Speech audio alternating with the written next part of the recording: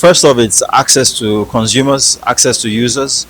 Where in a world where people are either digital natives, meaning they were born in the digital world, or people who were born into the analog world but now are living digital on a day-to-day basis. So we're pretty much living out our lives on digital platforms. So it's so important that whoever must connect with people, sell products, push messaging, you have to understand just how important it is to catch people where they are, and people are on digital platforms, social media platforms, YouTube. All of these platforms are growing in numbers as internet penetration continues to grow across Nigeria, as we continue to get smartphones, smart devices in the hands of more and more Nigerians. That's where the action is. That's where you have to drive awareness for campaigns. That's where you have to recruit, drive adoption, engage on a continuous basis. So everything is pretty much digital. Digital is the now, is the future.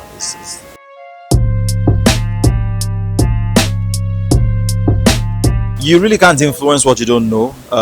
Data gives you all of the information that you require to properly engage. Otherwise, you are groping around in the dark. Whatever product it is that you're pushing, whether in the financial services space or whatever else, data is king. Data is a lifeblood. Data tells you everything you need to know about product development, as well as what outlets you can put that product to attract the people for which it was designed. So it's so critical, it's so key. You can't overemphasize the importance of data, and not just data, it's also what you do with data, how you analyze it, and the insights that you draw from it to inform your messaging, your campaigns, and your ability to drive adoption and sell.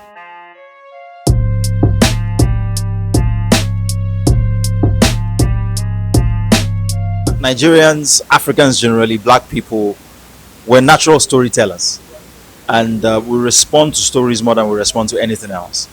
It's the reason why our music is so big. It's the reason why our film is so big. No one tells stories better than us, and I say that within the context of black people generally. So if you must connect with us, it only just follows that you've got to understand and be able to use storytelling effectively. So an advertising message directly deployed might reach me, but won't get me to take action. But a message embedded in a story would lend itself to my entertainment needs, but also pass the information across before I know that anyone is trying to sell to me. So storytelling is an expertise that will help to optimize, or help a lot of industries, not just fintech, optimize better in terms of being able to connect. And again, when you're dealing with young people don't like hard stuff. Their attention span is reducing by the day.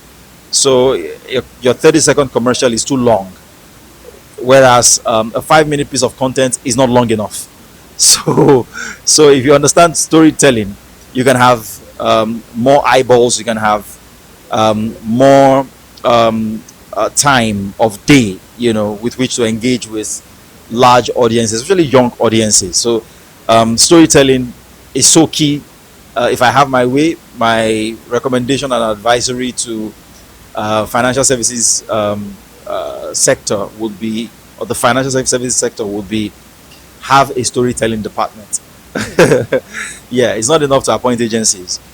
You've got to understand what your story is from the inside out, such that your brand custodians are able to utilize the most potent weapon in winning what is without a doubt a brand war.